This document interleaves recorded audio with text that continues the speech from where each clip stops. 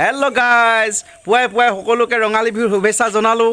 এয়া আৰম্ভণি কৰিছোঁ কণী যুঁজাবলৈ। এয়া কণী লৈ লৈছোঁ। কণী যুঁজাবলৈ ঘৰৰ পৰাই প্ৰথম ব্লগটো আৰম্ভণি কৰিছোঁ। এয়া আমাৰ বেটা আৰু বেটীয়ে কণী যুঁজাবলৈ লৈছে, চাব পাৰিব। এইফালে আমাৰ ঘৰত কণী যুঁজাবলৈ আহিছে আমাৰ লগৰ এইজন আমাৰ। হেল্ল' গাইজ, এই টুলু আহিছে।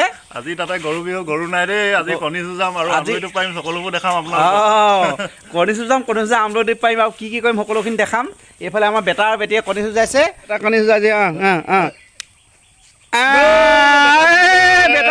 বেটা জিকিলে চাং এই বাইকৰ কণী ভাগিলে। এই বেটাটো জিকিলে। বেটা জিকিলে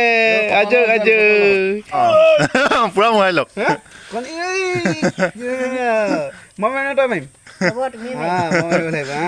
হেল্ল' গাইজ, দেখিছে এইফালে মানুহজনী আৰু মোৰ মাজত এখন যুদ্ধ চলি আছে। এখন যুদ্ধত কোন জিকে চাব লাগিব দেই। 1 2 3 গেজু কৰিলে ন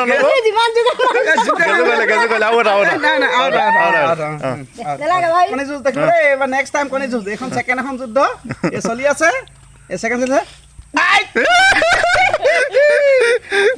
ছেকেণ্ড কণী যুঁজ এইটো চাব দেই গাইজ। এই চাব দেই। হাৰিলো ভাগিলে। মানুহজন জিকিলে নাহাৰিলি জিকিল নাহাৰিলি। এই দেখিছে অনুপম আৰু অমিতৰ মাজত এখন যুদ্ধ হ'ব। এতিয়া কণী যুদ্ধ হ'ব। কাৰ কণী ভাল সিয়ে জিকিব আজি মুঠতে।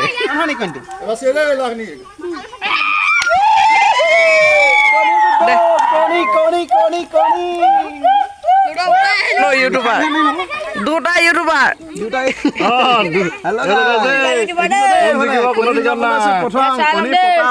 বহুত ডিফেন্স আছে। মাৰিব জানিলে হ'ব। তোৰ এইটো জিকিব। এইটো অলপ দাম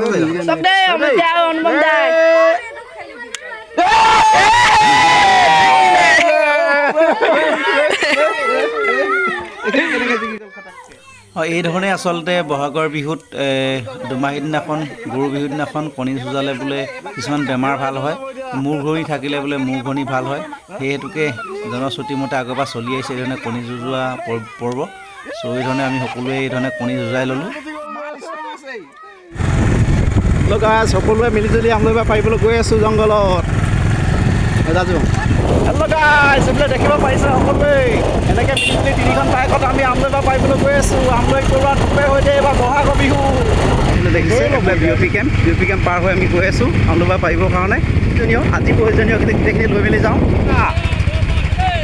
ঠিক আছে বঢ়িয়া। পৰিৱেশটো খুবেই সুন্দৰ লাগে আচলতে। এনেকৈ চাব পাৰিব। এয়া পৰিৱেশ, ইফালে বাগান আৰু সিফালে পাহাৰ, জংঘল পাম এতিয়া আমি ইয়াতে। তো ইয়াতে আমলৈ পাৰিম। হেল্ল' ভৰাই দিয়া। এইফালে দেখিছে বাগানৰ পাতঘৰ। হেল্ল' গাইজ, পালোহি ন? সকলোৱে বাইক এনেকৈ থৈ ল'লোঁ। আমি এনেকৈ লগৰ বহুতখিনি ওলাইছোঁ। এইখিনি এইফালে পাহাৰ সদৃশ পৰিৱেশ। এতিয়া গোটেইখিনি এনেকৈ উঠি গৈ আছোঁ আমি। গৈ আছোঁ আগবাঢ়ি এনেকৈ।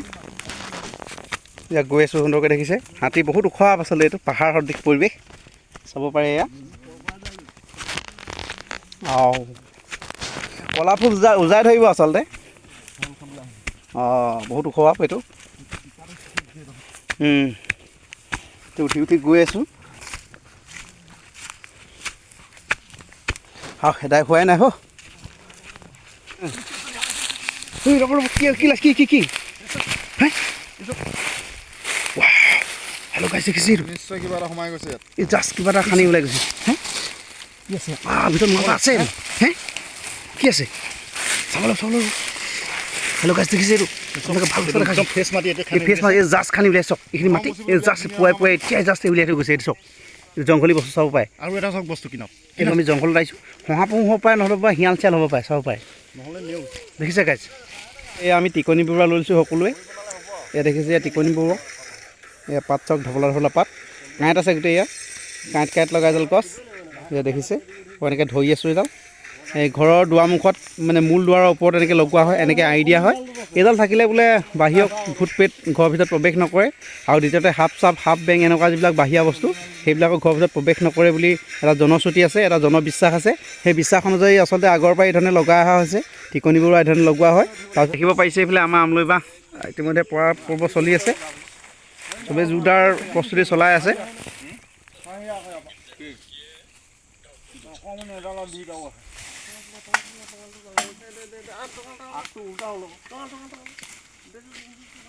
এতিয়া লগাওঁ চেষ্টা কৰিছা লাষ্ট তহঁলে ইয়াৰ পৰা যাম আৰু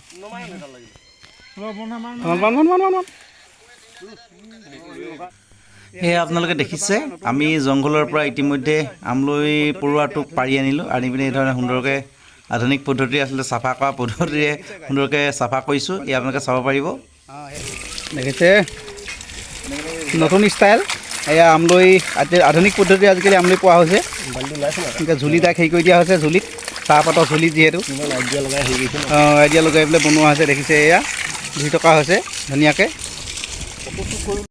তো ভিডিঅ'টো ইমানখিনি আছিল ভাল পালে লাইক কৰিব কমেণ্ট কৰিব ফেচবুকত চাই থাকিলে ফ'ল' কৰিব আৰু ইউটিউবত চাই থাকিলে মোৰ চেনেলটো ছাবস্ক্ৰাইব কৰিব ধন্যবাদ